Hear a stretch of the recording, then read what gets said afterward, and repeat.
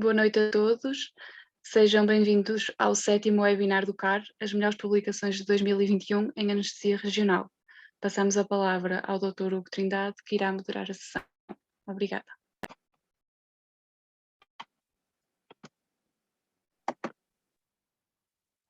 Boa noite a todos, sejam então bem-vindos a mais um webinar do CAR, desta feita o último do ano, em que nos iremos focar em alguns artigos de anestesia regional, mas não só, e que nós consideramos merecedores de destaque neste ano 2021.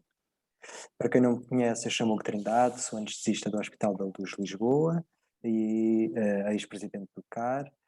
Sucedeu-me este ano o meu amigo Humberto Rebelo, enquanto presidente do CAR, e juntamente com a sua direção tem feito, como também não seria de esperar outra coisa, um excelente trabalho, e eu queria realçar isso mesmo e parabenizá-los, e já agora também o Humberto teve a amabilidade de me convidar, a mim, a quem desde já agradeço, e à Clara, para abordarmos então este tópico. Para mim é um grande orgulho estar aqui hoje a representar a sociedade, esta irmandade a quem devo muito do ponto de vista profissional e sobretudo pessoal. Sem mais delongas, também passo a apresentar a palestrante, a minha querida amiga Clara Lobo, que também dispensa apresentações e muito teria eu que dizer, mas infelizmente temos também de resumir um pouco, claro, o teu percurso estelar no mundo da anestesia regional, em que já foste também presidente do CAR durante 5 anos, até 2018, pertence à direção da ESRA, examinadora da EDRA desde 2016 e desde 2019 secretária-geral da ESRA, sempre muito ligada à formação nesta sociedade, nomeadamente nos cursos de formação de formadores e a workshops para internos. Também atual membro da direção do Colégio de Anestesiologia e adoras ler, viajar, cinema, música, portanto, uma alma completa. Obrigado, Clara, pela tua presença inspiradora aqui hoje. Quando desejares, podes começar a tua apresentação. Lembraria só que quem nos está a ver pode colocar questões no Questions and Answers ao longo do webinar, no ícone que surge no Zoom. Muito obrigado. Obrigada, Hugo, pela tua amável e tão pessoal apresentação. Já somos amigos há muito tempo e partilhamos muitas experiências e muitas vivências na anestesia regional, principalmente no CAR e na ESRA também. Bem, queria também agradecer ao CAR, na pessoa do Dr. Humberto Rebelo, o convite que me fez para apresentar, no meu ponto de vista pessoal, e os artigos que eu vou apresentar são a minha escolha pessoal, com algumas, bastantes achegas do Hugo, que preparamos juntos este webinar, e gostaria então de vos apresentar, então, como dizia, o nosso parecer, ou a nossa opinião pessoal acerca das publicações que foram aparecendo ao longo de 2021 relacionadas com a anestesia regional.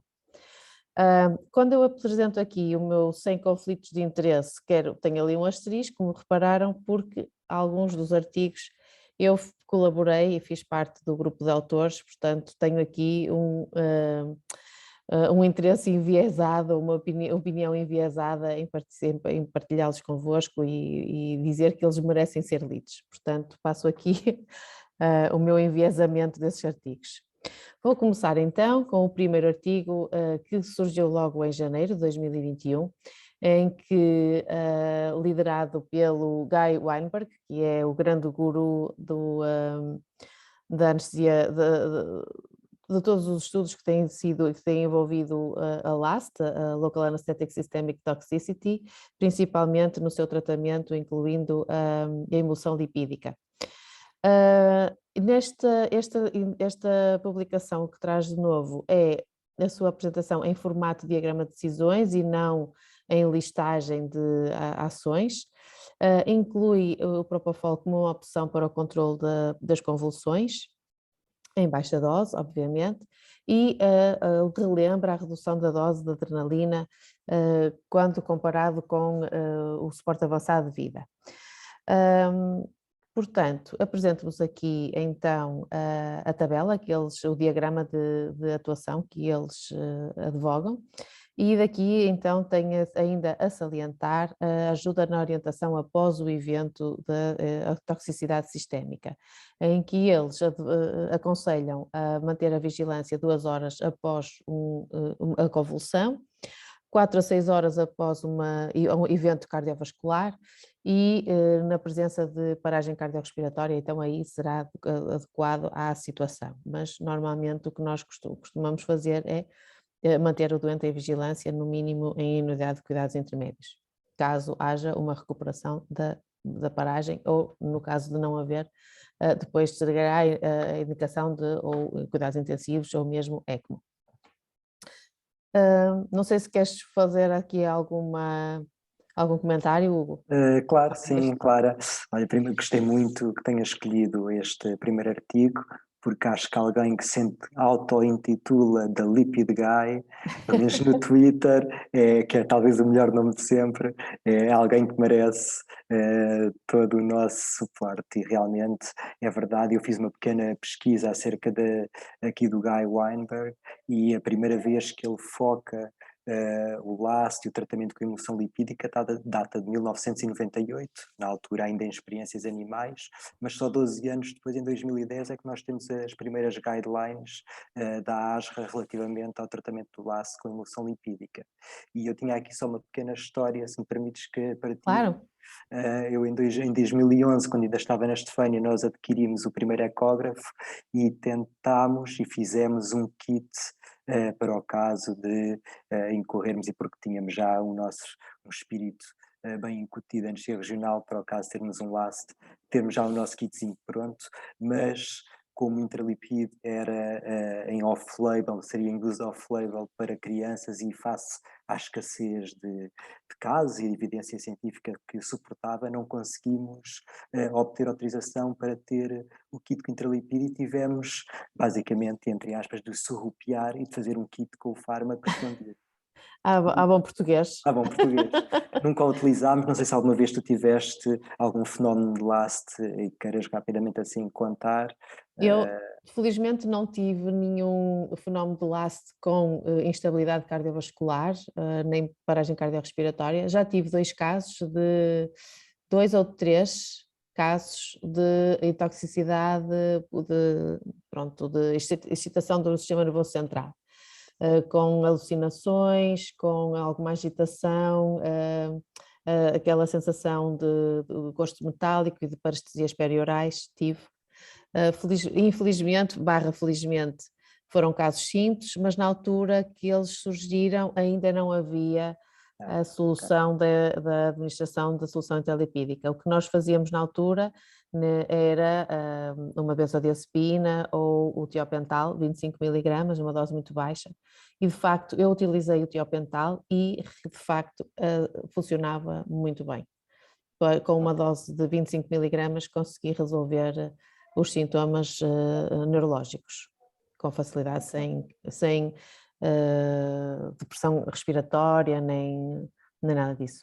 Portanto, felizmente os casos que tive foram minor e facilmente resolvidos.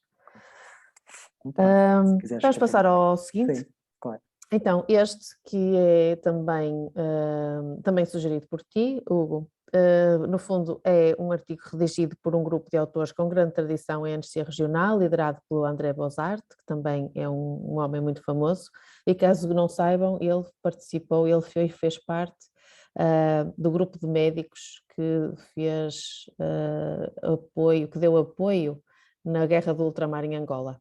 Soube isto numa das minhas conversas com ele, que também tenho a felicidade de o conhecer, e ele, sabendo que eu era portuguesa, veio-me dizer que esteve em Angola, na altura do ultramar, como médico. Bem, passando à frente, é um artigo muito bem escrito, explicando em palavras simples o que é diferente na dor somática e visceral, e em termos anatómicos e fisiológicos. Explica como estas dores diferentes têm processos diferentes de transdução, transmissão, modulação e percepção, e alerta para o facto de a dor visceral ser pouco abordada e tratada, apesar do seu elevado impacto na recuperação no pós-operatório. O componente álgico, somático e visceral é específico de cada ato cirúrgico sendo que a operação pelas laparoscópicas, por exemplo, estando mais associadas à dor visceral que as cirurgias abertas, como a laparotomia. No caso da não remoção do órgão-alvo, por exemplo, a colestectomia laparoscópica versus a hérnia laparoscópica. A dor visceral, alerta também para o caso da dor visceral se poder tornar crónica e com sensibilização central, e aplica estas discussões a diferentes tipos de bloqueios periféricos e faciais, onde não existe, no fundo, um bloqueio da dor visceral, e os bloqueios centrais, onde sim existe um bloqueio da dor visceral, bem como da dor somática. Explica também porque é que a anestesia regional deve ser incluída nos protocolos ERAS, de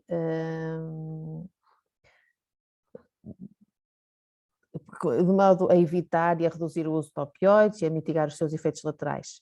Dá uma ênfase especial aos bloqueios centrais, que são considerados ainda o gold standard, e lamenta a alta incidência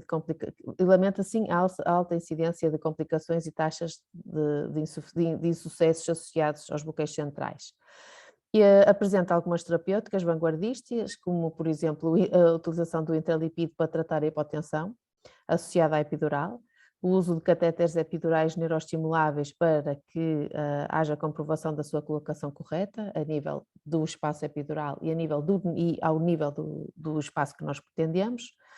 A utilização da forma de onda também pode ser usada através da agulha ou do catéter, que também poderá dar-nos a certeza da sua colocação no espaço epidural, através da medição de pressões de onda sincronizados com as pulsações arteriais, a utilização da fluoroscopia e ainda a utilização da ultrassonografia como ajudas na colocação do catéter. Não sei se queres também apresentar aqui alguma ideia acerca deste artigo. Sim, é verdade que este é dos artigos mais brilhantes que eu li este ano. O Bozart tem isto, é uma mente excepcional. Eu acho que ele atualmente está reformado, não sei se há 1 ou 2 anos, e eu lembro-me dele escrever num dos seus artigos que tinha em Winnie, um dos seus mentores, e foco porque também sei que tu és uma fervorosa adepta do já falecido, infelizmente, Alan Winnie, e realmente não há nenhum artigo do Bozart que não seja interessante ler. Aqui é agir, porque depois ele, a páginas tantas, faz a pergunta, e como tu já tinhas referido, ele foca muito os bloqueios centrais e a capacidade do bloqueio das aferências viscerais e somáticas nesse contexto, e ele foca-se, devido ao facto de termos uma curva de aprendizagem grande e uma taxa de sucesso que ele ronda, que para ele, no seu artigo, ronda os 15% a 30%, se na realidade o que é que nós deveríamos fazer? Se deveríamos optar por aperfeiçoar essa técnica ou passar por uma analgesia multimodal associada aos bloqueios de faixa do tronco, que apesar de o mecanismo da ação não contemplar na grande maioria deles a analgesia visceral e apenas a analgesia somática, mas acoplado, e como é fácil, acoplado a outro tipo de técnicas, nós conseguirmos ter mais ou menos a mesma função. Do meu ponto de vista, acho que o que nós temos de pensar é se realmente há contraindicações para uma outra técnica, e se temos uma enfermaria que nos dê um backup, que ele também foca nisso, que nós necessitamos, por exemplo, no caso dos bloqueios centrais, se nós temos efetivamente a proficiência para fazer uma outra técnica, e que tipo de agressividade é que a cirurgia nos apresenta, e que tipo de doente é que temos pela frente antes de escolhermos. Na realidade, eu acho, e certamente concordarás comigo, que qualquer um deles haverá lugar para os 2 tipos de técnicas, e depende sempre deste tipo de situações. Sim, sim. Então, concordo plenamente contigo, e acho que o facto de agora ter-se aberto este leque enorme de técnicas faciais, com apoio da ecografia e com uma redução das taxas de complicações e uma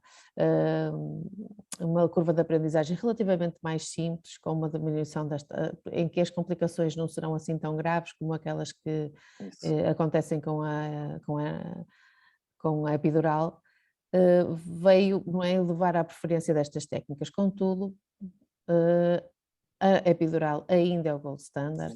A epidural ainda acho que tem muito lugar no nosso cotidiano clínico atual, e o facto de se usar pouco ou de se reduzir a sua aplicação vai fazer com que a sua utilização no futuro seja cada vez mais baixa e o domínio desta técnica possa estar Mais comprometida diminuído, no claro. futuro. Portanto, alerta que há que manter a mão para isso. fazer estas técnicas. Muito Bem, vamos passar então ao próximo. Este próximo não é propriamente um artigo, é um número é um suplemento extra da Anesthesia Journal, que foi publicado em janeiro deste ano. É um número completíssimo que aborda de uma forma global todos os pontos em que a anestesia regional é chave, ou as discussões e os pontos de controvérsia também estão aqui debatidos. É um número verdadeiramente espetacular, no meu entender, onde quem é quem na anestesia regional foi convidado a publicar nos seus tópicos preferenciais.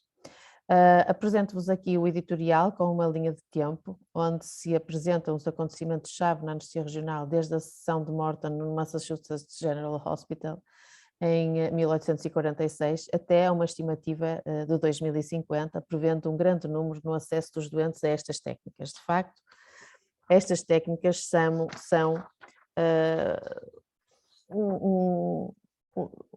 eu diria um gold standard, não é propriamente um gold standard, mas serão as técnicas mais adequadas para o tratamento da dor pós-operatória. Neste número chamam a atenção às vantagens da anestesia regional e o boom da sua utilização desde a revolução da ultrassonografia nos anos 80, que eu pessoalmente acho que se fez sentir verdadeiramente nos anos 90. A grande descoberta da emulsão lipídica no tratamento da LAST e agora a pandemia, que penso eu veio dar mais uma nova luz às vantagens da anestesia regional. Para o futuro, os autores apontam as várias populações onde a anestesia regional ainda é subutilizada e onde pode fazer a diferença, por exemplo, a tua população ou a população pediátrica, a educação de técnicas, a educação dos operadores, portanto dos anestesistas, dos equipamentos de anestesia regional, a existência da ultrassonografia e, por exemplo, a utilização da inteligência artificial. A propósito da inteligência artificial, posso revelar que participei num estudo sobre a utilização da mesma na execução das técnicas locorregionais e nesse estudo foi encontrado que foi visto que há uma boa taxa de sucesso em termos de identificação de estruturas, de redução de complicações e aumento das taxas de sucesso. Ainda focado voltando novamente ao número, deste número, há ainda a necessidade de toda a equipa deve estar em sintonia na utilização da anestesia regional, incluindo os cirurgiões, os enfermeiros e os doentes. Os doentes cada vez mais devem estar informados acerca das vantagens e das desvantagens, das alternativas às técnicas anestésicas. Isso. De facto, sim, esta edição suplementar não se deve perder, são 16 artigos formidáveis. Eu aqui também só referiria na parte editorial que tu já falaste e que foi escrito por três assim, dos nossos ilustres dentro do passeio dos Oscars da anestesia regional, o KJ Chin, Edward Mariano, Kyria Mel Bogdadley. Portanto, são pessoas que nós conhecemos razoavelmente bem e que exprimiam as suas preocupações dentro do que tu já disseste, e uma delas que eu queria só referir porque achei muito interessante, que paradoxalmente na introdução da ultrassonografia foi para nós um ponto de viragem dentro da anestesia regional, mas acidentalmente, segundo os autores, pode tê-la dificultado pela introdução daquilo que eles dizem ser a choice overload, não é? Passou a haver uma sobrecarga de escolhas. Eu não sei se, Clara, se tu sentes essa ambiguidade, se calhar até são mais as pessoas que têm menos competência na área da anestesia regional que se sentem mais assoberbados pela quantidade de técnicas do que propriamente um regionalista que se calhar sabe escolher qual usar dentro de a cirurgia, não é? Mas é verdade que quando nós começamos a olhar para aquilo que se faz, por exemplo, em termos de bloqueios para vertebrais, não é? Sim. São imensos. As escolhas são imensas, Sim. exatamente. E depois a forma também como são descritos, quer dizer, é o ESP, não é? O eretor da espinha, depois é o interlaminar, depois é o ponto médio da pleura à apófise transversa, bem, enfim, e tudo isto numa área de 3 a 4 centímetros. Isso mesmo, Estamos a pronto, e falar, daí portanto, quer dizer, é isso. Daí aquilo que também a eu acho. necessidade de. Desculpa, continua, Clara. Aquilo que eu acho que no fundo este choice overload vem no fundo vem desencorajar o aspirante a regionalista, vamos assim dizer, passando a expressão, em que a pessoa até tem vontade de fazer, mas depois as escolhas são tantas e as referências muitas vezes até podem ser difíceis de avaliar e de conseguir identificar, porque muitas vezes os pontos de diferença são tão tenues que a pessoa acaba por se desencorajar. E depois também existem ainda, como são técnicas recentemente descritas, o seu lugar ainda está em debate e entre mesmo os especialistas e os estudos que têm sido feitos em cadáveres muitas vezes trazem também resultados que são contraditórios. Portanto, torna-se muitas vezes difícil de conseguir aderir facilmente a estas técnicas. Existe uma grande atração por elas, porque são novas, são diferentes e as pessoas querem sempre estar não é, up to Na date e crista da onda. fazê-las, mas depois torna-se difícil de acompanhar. E é verdade que nós temos essa consciência e nota-se até um esforço, não quero fazer spoiler para os artigos que vais apresentar, mas nota-se um esforço de tentar fazer aquilo que o Edward Mariano já anda a advogar há algum tempo, o few blocks for the many, não é? Poucos bloqueios Sim. para o máximo de pessoas possível, em detrimento do many blocks for the few. Não é? Exatamente, É engraçado. exatamente. É isso mesmo. Bem, claro. Queria só dizer ainda que este número está de acesso livre, portanto, as pessoas podem, mesmo que não façam, que não assinem o jornal, podem ter acesso e lê-los online. Bem, seguindo, saiu também recentemente um update às recomendações de 2011, que é este guideline para o tratamento das fraturas da anca de 2020. Assim, interessante que eu encontrei é esta tabela onde podemos verificar a utilização da anestesia geral com bloqueios de nervos ou anestesia espinhal com bloqueio de nervos, em que em 2017 há um grande aumento da anestesia geral e bem como também da anestesia espinhal, com o bloqueio de nervos, mas depois há uma redução da anestesia regional e bem como da anestesia geral com o bloqueio de nervos, mas há ainda uma grande maioria de pessoas que escolhem, de anestesistas que escolhem a anestesia geral em detrimento da anestesia espinhal. Portanto, nesta publicação foi feita uma abordagem muito envolvente dos doentes com a fratura da anca. No texto, pronto, e relativamente a esta tabela, os autores explicam que este aumento em 2017 como uma relutância dos anestesistas em repetir bloqueios periféricos efetuados na admissão também e isso também a omissão dos mesmos como boa prática das recomendações NICE em 2016.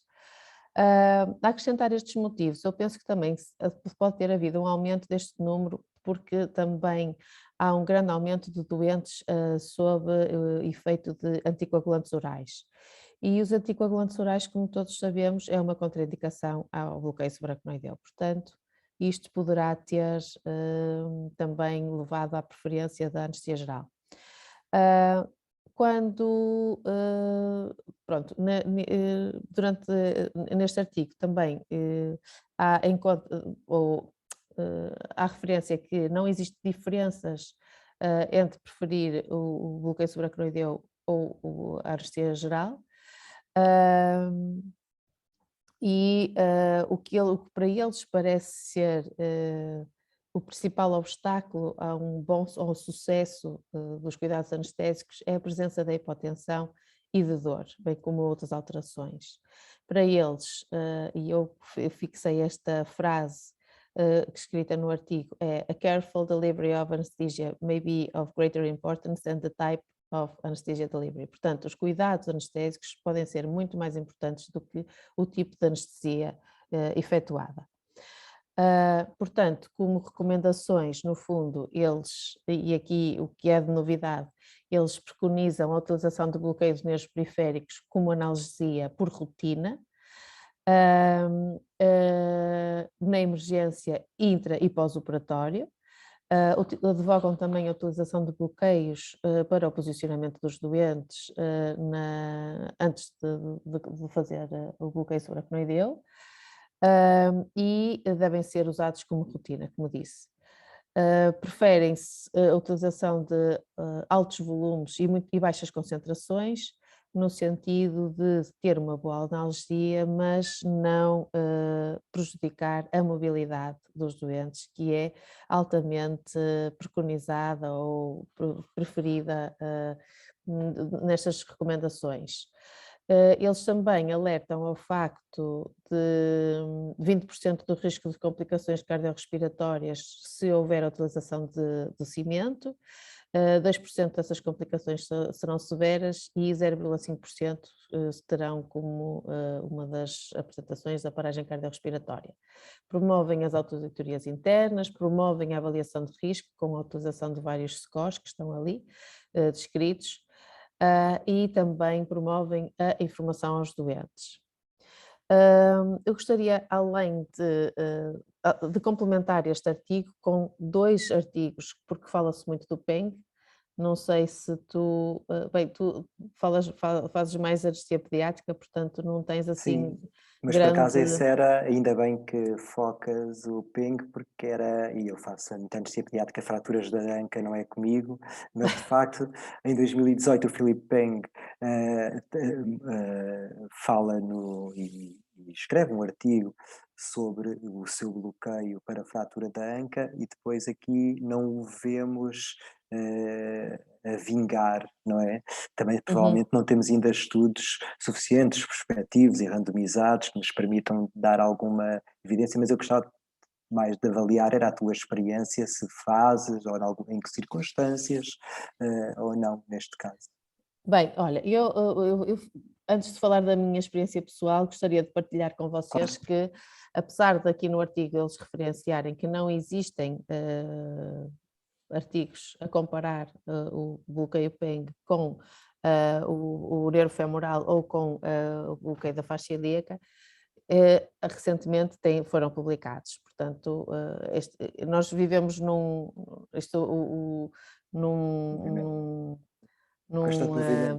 é um movimento tão frenético, claro, que as publicações, pronto, saem rapidamente, ou são tantas a sair, que uma publicação de um ano às vezes já perde a atualidade.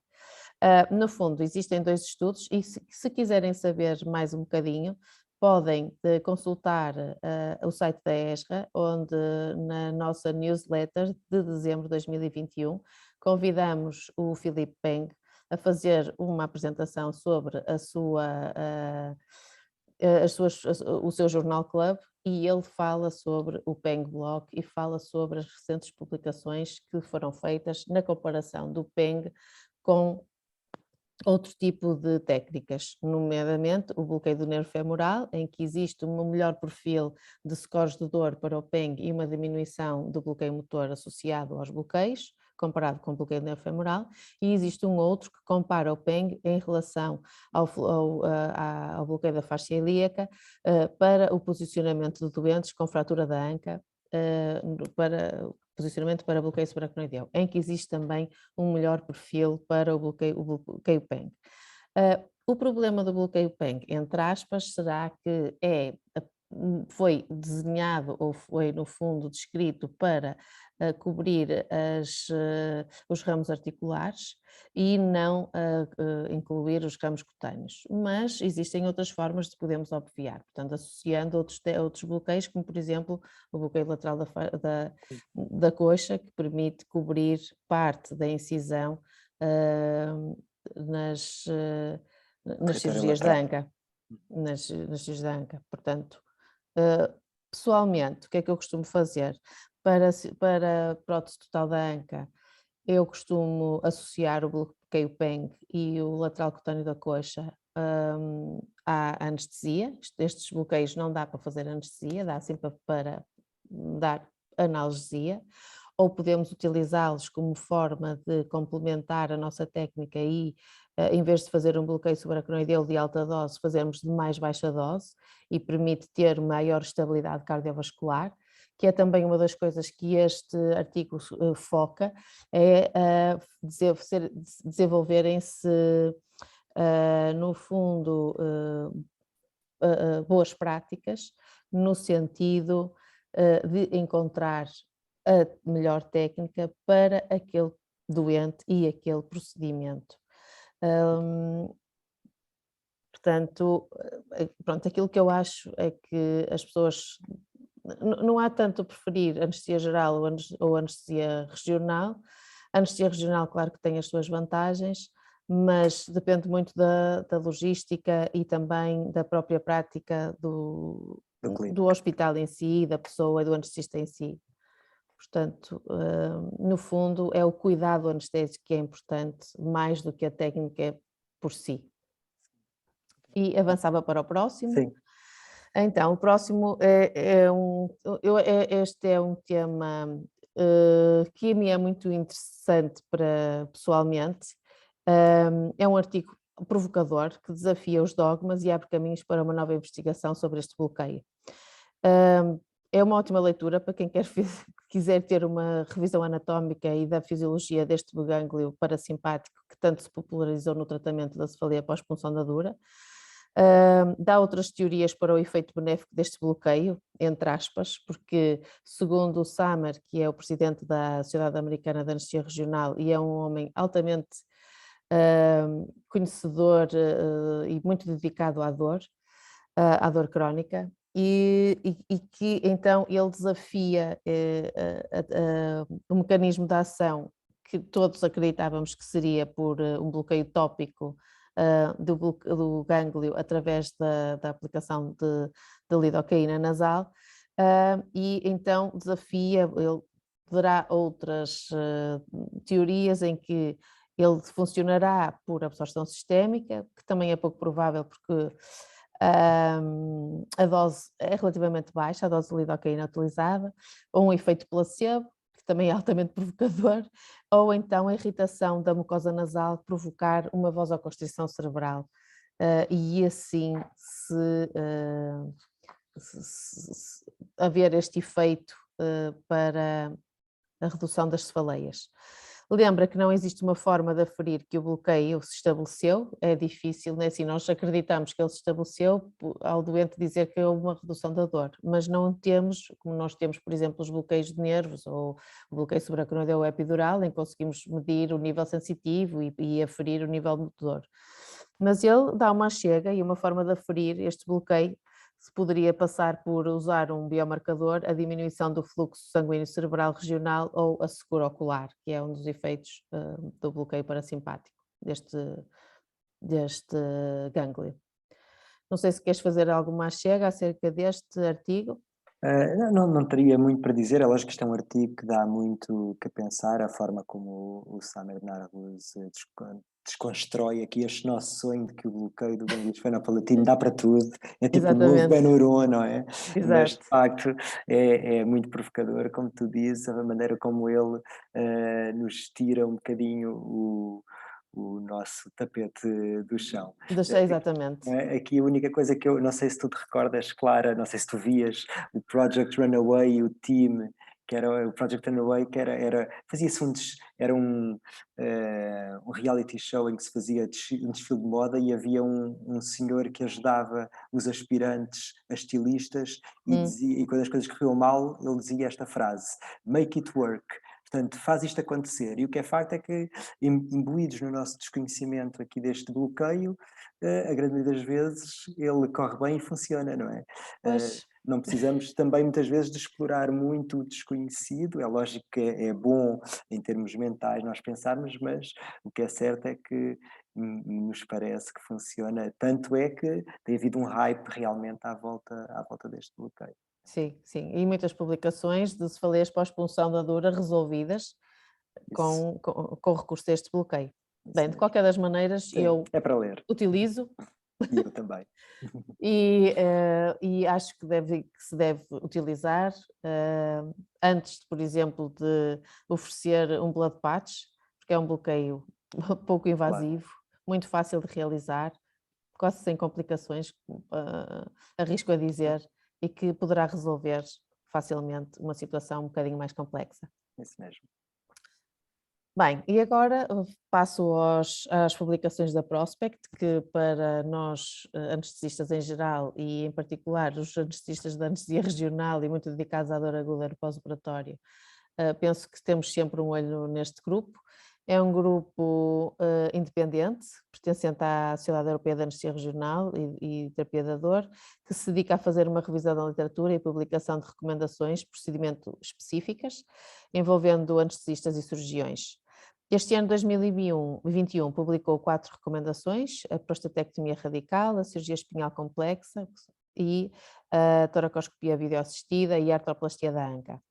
Aquilo que eu aconselho a todos é fazer uma visita ao site e procurar as recomendações que melhor se aplicam às suas necessidades. É um grupo altamente ativo, que eu sei que está com muitas recomendações a serem desenvolvidas e que irão sair agora em 2022 também. Passo agora a partilhar aquelas que falei, a da prostatectomia radical. Não vou falar particularmente de nenhum, vou só passar assim uma revisão rápida e aconselho-vos a procurar.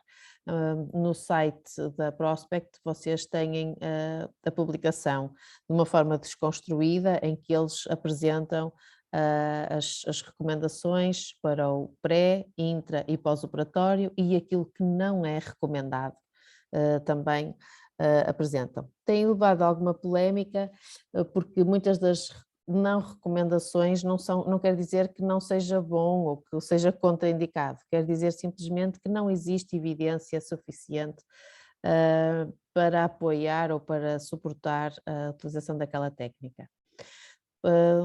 Portanto, aconselho-vos a procurar e a ver este site. Sim, enquanto eu fui passando em revista os vários prospectos, houve só uma coisa que me saltou à vista que eu gostava de partilhar contigo, não sei se tu reparaste, que é o seguinte: quando tu lês o prospect para a cirurgia da coluna complexa, o bloqueio do plano diretor da espinha Sim. não é recomendado, nem sequer como alternativa à epidural, apesar de nós, dentro do mecanismo da ação, assim ainda por conhecer, o bloqueio dos ramos dorsais dos nervos espinhais é aquele que tu, à partida, melhor considerarias como um mecanismo adequado. E depois, quando chegamos à videotoracoscopia, é o contrário, o ESP aparece como um grau A para bloqueio em single shot, quando nós, e até tem havido já alguns daring discourses do Pierre Arnaud Longvis, dizendo que o ESP seria um rip block, não é um bloqueio, que se calhar Rest in peace. em um rest in peace, qualquer dia seria para acabar, porque o mecanismo da ação e aquilo que nós vimos nos contrastes de cadáveres seria que o bloqueio dos ramos ventrais não seria de uma forma consistente bem banhados, pelo menos com o contraste em cadáveres, mas no entanto acaba por ser considerado um grau A, presumivelmente, e por aquilo que tu disseste, que há estudos suficientes para o suportarem, não é? Mas achei engraçado este paradoxo. E porque neste momento o ESP é muito usado também para cirurgia da coluna, não é? Com bons resultados, penso eu. Por isso achei engraçado. Se calhar não temos estudos suficientes ainda para suportar, como tu dizes. Penso que será mesmo isso. E nem não existem estudos para suportar a sua utilização. Aliás, aqui podemos ver que Limited Procedure Specific Evidence. Portanto, não quer dizer que seja contraindicado, quer dizer simplesmente que não existem estudos que suportem a sua utilização ainda. Achei engraçado. Pois, lá está. A ciência avança muito rápido agora, de modo que os artigos recentemente publicados, passado pouco tempo, acabam por perder a sua atualidade porque estão a surgir sempre cada vez coisas novas. E as guidelines vão evoluindo também. Exatamente, e as guidelines vão evoluindo. Passamos agora para um outro tema altamente controverso, muito debatido e fonte de grande litigância entre os anestesistas e cirurgiões. Eu lembro-me de discutir muitas vezes com colegas ortopedistas em que eu queria fazer um bloqueio e eles não queriam que eu fizesse o bloqueio, porque e muitas vezes faz com que as pessoas assumam posições extremistas e em que nada favorece o tratamento do doente. Eu acho que aqui o grande problema da litigância entre colegas é os últimos prejudicados e maiores prejudicados são os doentes. Portanto, esta litigância prende-se sobretudo com a assunção de que uma analgesia eficaz por parte de anestesia regional impede a detecção atempada deste síndrome. Chamamos a atenção que este grupo é formado maioritariamente por anestesistas, mas também tem um ortopedista. No fundo, o que é que este artigo diz? É que é importante, eles emitem 9 recomendações, que é importante identificar os doentes de risco, estabelecer uma vigilância apertada no pós-operatório e na enfermaria, é muito importante manter uma vigilância no pós-operatório a longo prazo, porque esta complicação não surge logo no pós-operatório imediato, quando o doente está no recobro. A existência de material apropriado na leitura da pressão intracompartimental e de protocolos de atuação, de como é que as pessoas que estão a fazer a vigilância devem atuar perante determinadas pressões. Manter uma analgesia adequada, que é importante, porque o doente não precisa de estar a agonizar em dor para que seja detectado um síndrome de compartimento. É importante também documentar e obter o consentimento informado do doente e cada vez mais ao longo da evolução das recomendações o doente está cada vez mais envolvido nesta elaboração e na sua aceitação. Nem o cirurgião nem o anestesista têm o direito de votar um tratamento recomendado pelo outro, isto aqui também para tentar pôr um bocado de água na fervura. E a anestesia regional associada a bloqueios longos, excedendo a duração da cirurgia, deve ser evitada, isto é, portanto, o que eles preconizam no fundo é que os bloqueios de nervos periféricos sejam de baixa dose, sem adjuvantes e que tenham uma vigilância apropriada, não atrasando o diagnóstico. E também... Não entendi. Você pode repetir? Desculpem, mas aqui o meu gato está a fazer asneiras.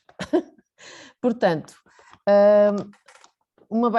os bloqueios devem ser utilizados, mas bloqueios de baixa dose, em que o doente esteja confortável e, no fundo, o que se entende é que qualquer breakthrough pain, portanto uma dor que surja acima, num doente que esteja antes analgesiado e confortável, seja mais um sinal de um síndrome do compartimento do que propriamente uma falha da técnica.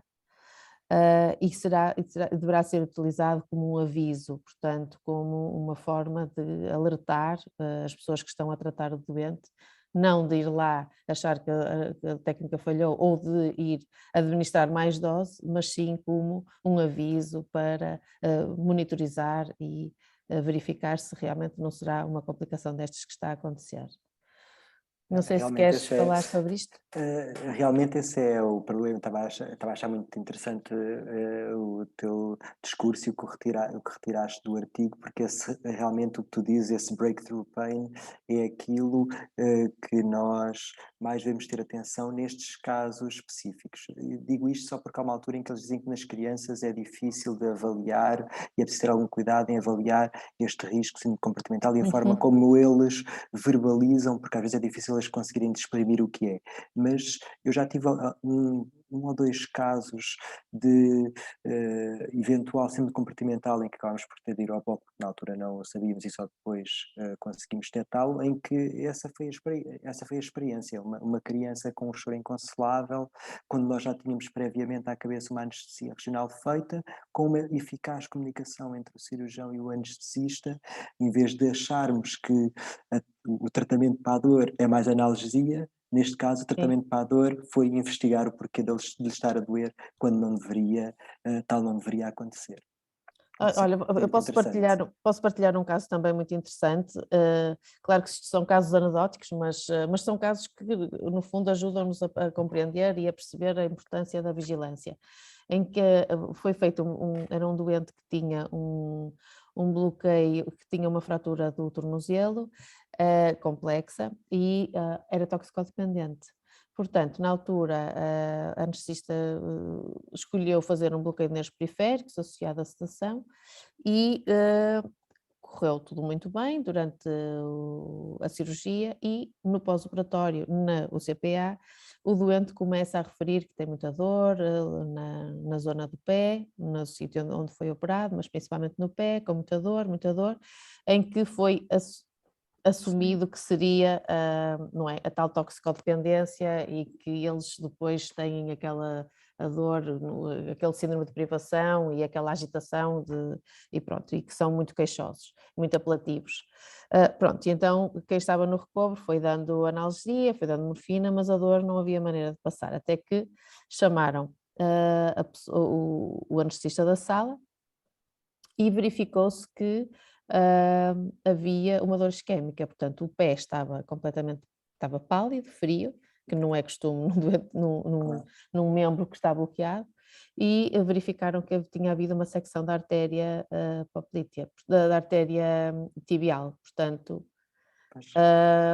aqui foi um sinal que foi inicialmente mal valorizado, mas depois a sua vigilância e a monitorização, no fundo, deram o alerta para uma complicação que se resolveu atempadamente e correu tudo bem porque foi feito o correto diagnóstico, em que o bloqueio de nervos periféricos não evitou que essa complicação pudesse ter sido diagnosticada. E isso é importante que as pessoas saibam.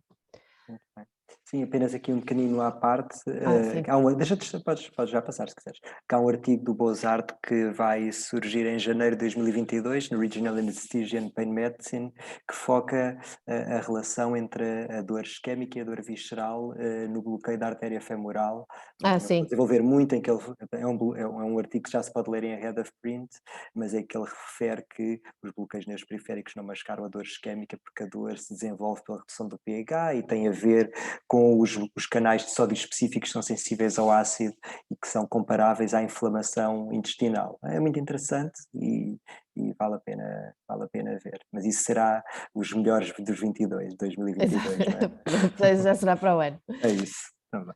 Bem, nós cada vez temos mais consciência da nossa pegada ecológica e ainda bem.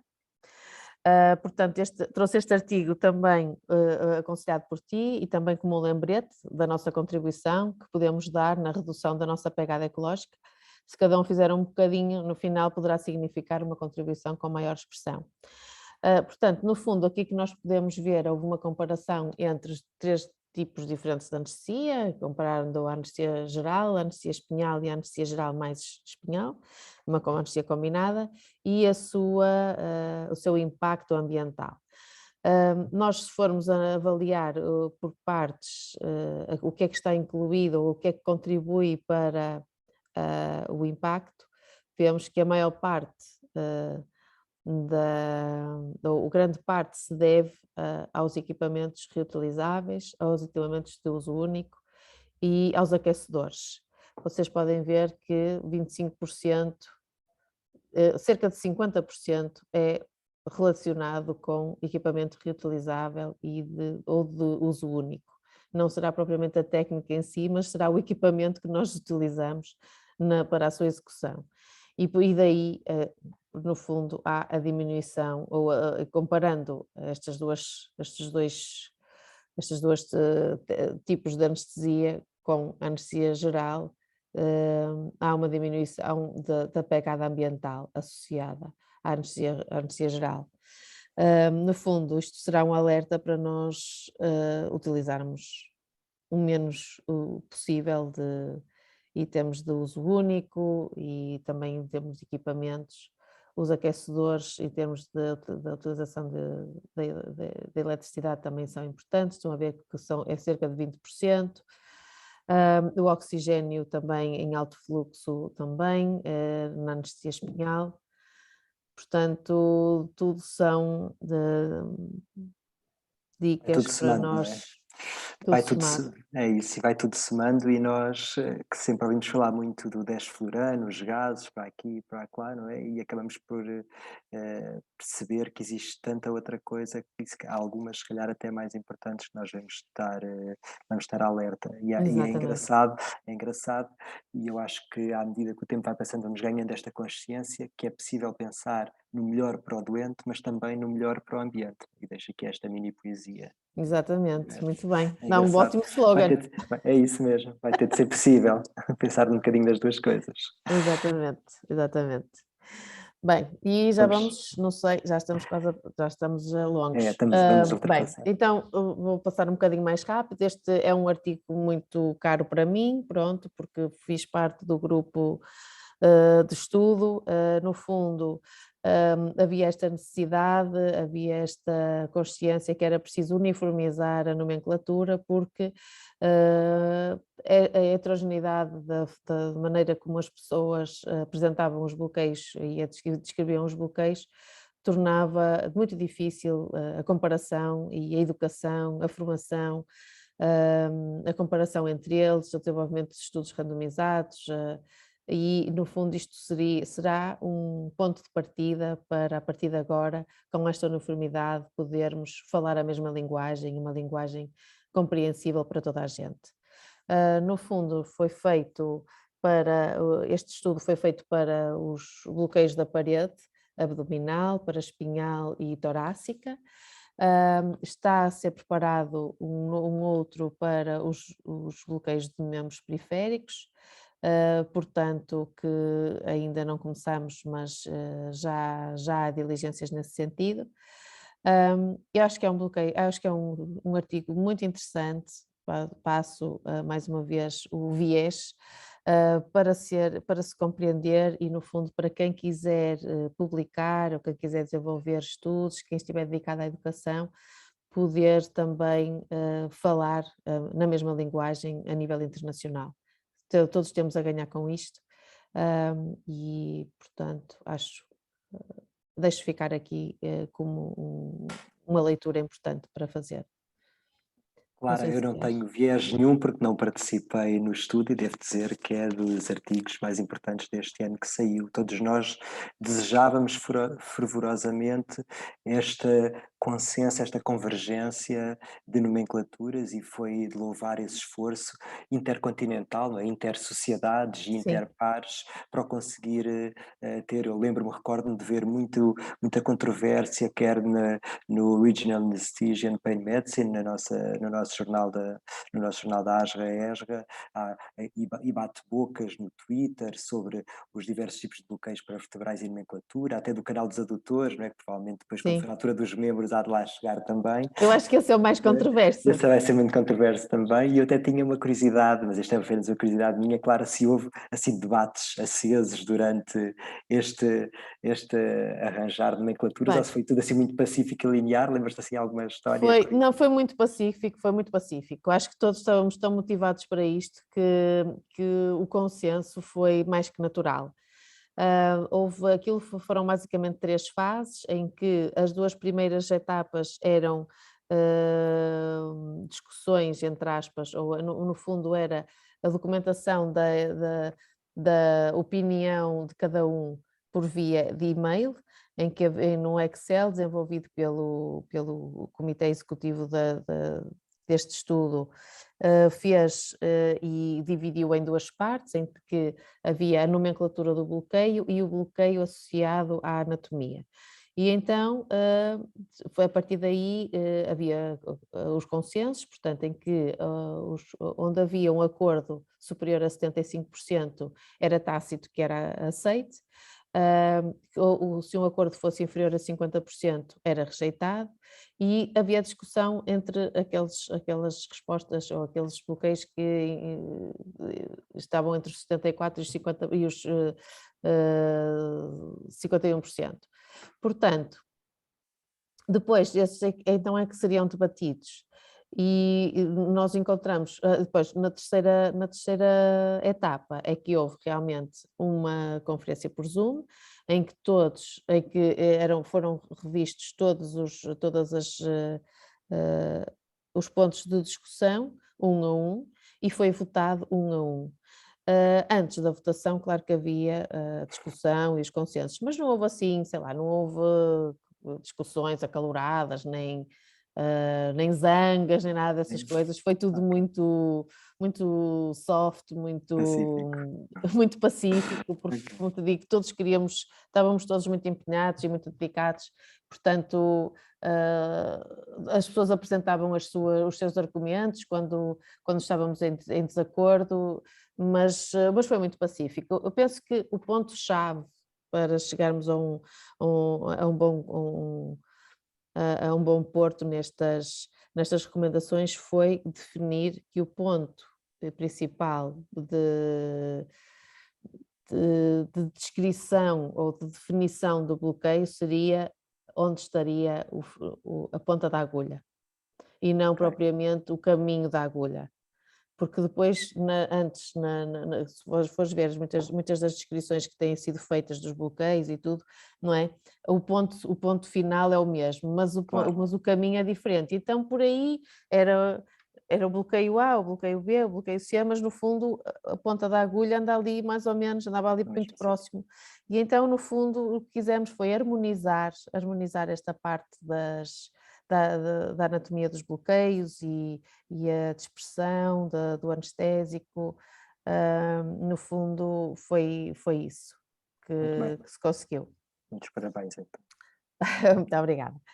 Bem, isto aqui também mais ou menos mostra o organigrama e a forma como se foi organizada este comitê e esta colaboração entre cerca de 60, éramos 60. Começamos 80, ou antes foram enviados convites para 80, penso eu, e depois foram 60 no primeiro e depois foram reduzindo, mas ficamos sempre, acho que o mínimo foi de 57 experts envolvidos.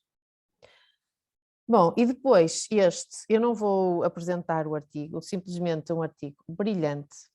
É o maior artigo que a Regional Anesthesia and Pain Medicine publicou em todos os tempos e aconselho fervorosamente à sua leitura. Eles tocam os pontos anatómicos desde a parte microscópica até à parte macroscópica de inervação, relações entre os diferentes tipos de sistemas neurais, a aplicação da anatomia, sonoanatomia, explicam todos os bloqueios faciais. Isto são apenas algumas das imagens do artigo. E a única coisa que posso dizer é que é um artigo brilhante. Aliás, todos os autores que vocês podem ver são autores brilhantes, são pessoas com um conhecimento profundo da anatomia e que conseguiram expor de uma forma excelente a bases anatómicas pelos bloqueios faciais. Aliás, este número da Regional Anesthesia and Pain Medicine é todo muito, muito bom. Não sei se queres falar sobre este também. Não, podemos avançar. Ainda não o li, mas tenho muita curiosidade, não o conhecia e vou devorá-lo. Excepcional, é excepcional, aconselho fervorosamente a sua leitura. E este que foi avançado por ti e que... Sim, claro, é muito rápido, quer dizer, este é um artigo que eu perguntei à Clara se poderia dar aqui uma achega como menção honrosa, primeiro porque vem do meu antigo hospital, da Estefânia, pessoas que eu conheço, mas sobretudo também porque este é um dos bloqueios que eu mais faço para membro superior e que pegou destaque na nossa instituição muito, muito cedo. É muito interessante ver isso. Portanto, acho que a primeira descrição deste bloqueio de costoclavicular, acho que pelas mãos do Karmakar, se não estou a erro, foi em 2015 e rapidamente nós começámos a fazê-lo e nota-se aí nesse estudo retrospectivo que foi feito que o costoclavicular teve um salto exponencial de 2017 para 2019, quase 10 vezes mais aquilo que foi feito no início, e neste momento é o bloqueio preferencial que é feito na Estefânia, e também nessa altura passou a ser o meu, e eu devo confessar que por um motivo muito simples, pela beleza da sonoanatomia como ela nos aparecia no monitor. Era incrível, nós só fazíamos quase sempre o supraclavicular ou axilar mediante, quer do ponto de vista académico, ou algumas indicações específicas para a criança, mas quando nos surge esta imagem, conseguimos ver os cordões na perfeição, e tu sabes, claro, também que as crianças têm muita água Anatomia, e uma anatomia privilegiada. é isso mesmo, privilegiadíssima, mas era lindo conseguirmos perceber bem e ver bem a dispersão da anestésia local ao longo dos cordões, muito, muito engraçado. E foi isso que tornou apelativo, e também a facilidade de execução, porque isto foi uma técnica, geralmente as técnicas quando surgem, geralmente são os mais novos que agarram nelas e começam a desenvolvê-las, mas foi engraçado que mesmo as pessoas mais experientes, mas dentro da antiguidade da Estefânia, que já estavam muito imbuídas no espírito da anesthesia regional, também começaram elas a fazer, e rapidamente passou a ser o bloqueio também preferencial de primeira linha para analgia e anestesia do membro superior, e correntemente é aquele que é mais feito. Portanto, eu achei que... Queres dar alguma dica? Olha, a Para quem dica nos para está a mim, ouvir? claro, a dica que eu tenho assim maior é nunca se esquecerem do posicionamento do membro. Portanto, um membro deve estar sempre em abdução, há por vezes uma abdução um pouco forçada, para conseguirmos ter esta imagem tipo, em que temos o cordão lateral na região mais superior do ecrã, mais superficial, e depois o posterior mais lateral, e o medial. E isso é fácil de ver. A outra dica que eu tenho é não se esquecerem que esta técnica deve ser feita em dupla punção, ou seja, não nos devemos esquecer que há uma faixa que divide o cordão lateral dos restantes, o cordão lateral o mais superficial. Portanto, geralmente nós temos de ir o mais perto da artéria para conseguir fazer a dispersão dos dois cordões que estão mais profundamente, e mais superficialmente depois a injeção do restante fármaco, ou então poderemos não ter os 3 cordões cobertos com anestesia local.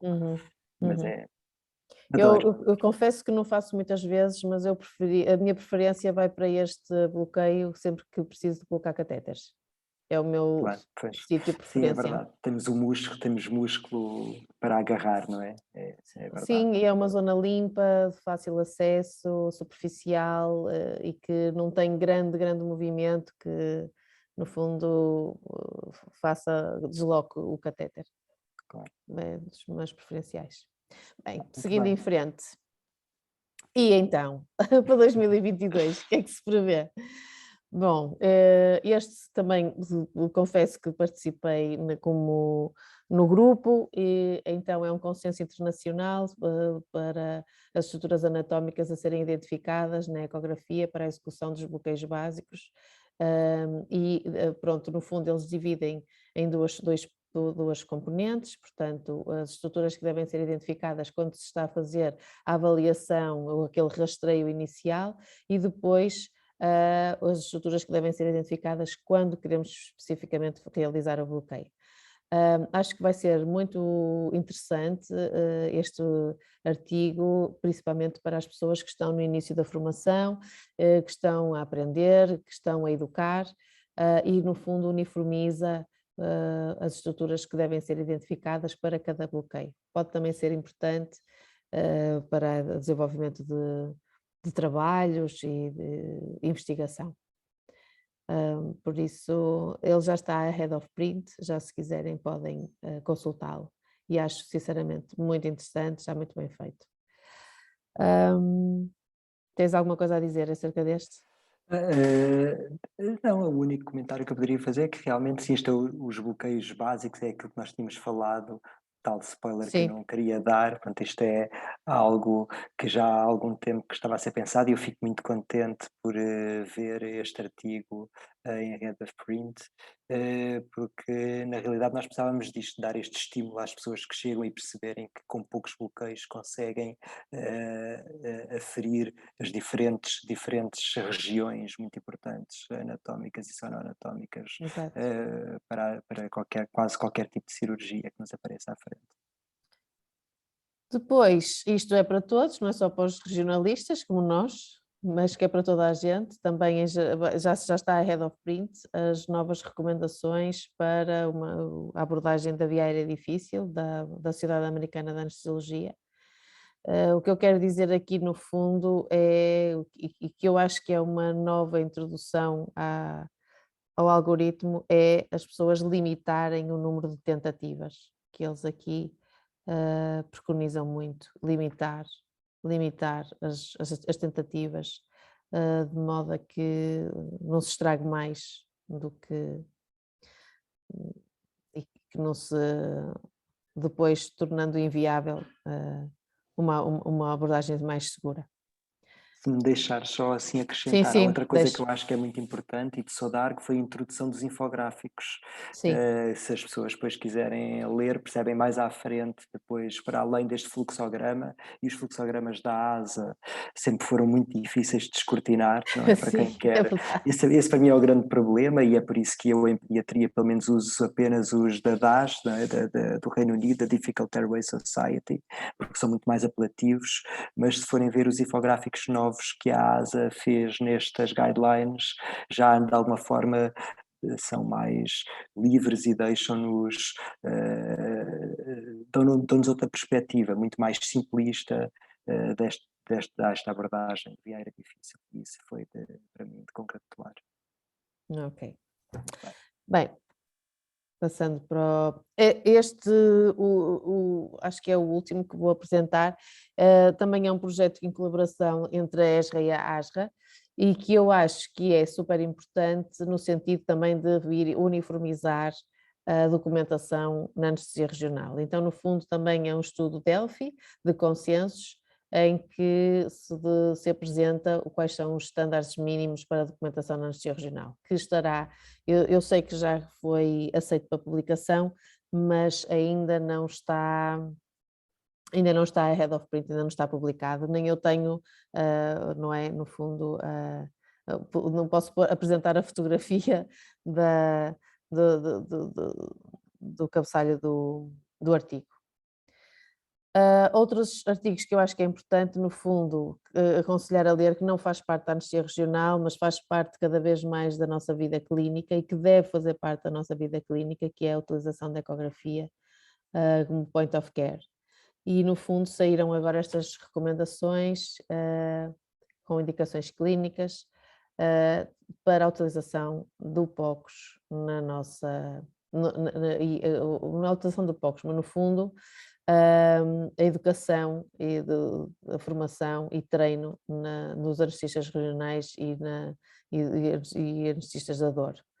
Portanto, acho que são dois artigos importantes que devemos ler para também nos sentirmos estimulados a utilizar mais a ecografia de uma forma mais compreensiva, mais generalizada, não só para fazer bloqueios ou intervenção, mas também como avaliação. Estes artigos são muito especiais, até porque tem outra coisa que eu gostei muito neles, é que eles permitem-nos standardizar os conhecimentos dentro do POCUS, não é? Quer sob o ponto de vista dos endpoints, quer também do número ideal de técnicas visualizadas e realizadas pela pessoa para adquirir proficiência na área. E isso é uma coisa muito importante. E depois também não deixa de ser verdade que ainda também temos um handicap grande e que eles também focam, e que é a mesma coisa aqui a nível nacional, que é uma faculty reduzida no ano, não há muita gente a fazer POCs ainda cá em Portugal e, sobretudo, também não há uma padronização de ensino a nível curricular que nos permita ganhar competência na área. Eu penso que nós, a nível nacional, temos de pegar no POCs, destaca ainda com mais força do que já temos feito, porque não estamos a falar de algo de futuro, já está presente em todos nós há algum tempo. Sim, sim, concordo plenamente. Muito bem. E Claro, acho que finalmente terminamos, não foi? Terminamos. Terminamos agora com pronto, uns alertas e um save the date para todos.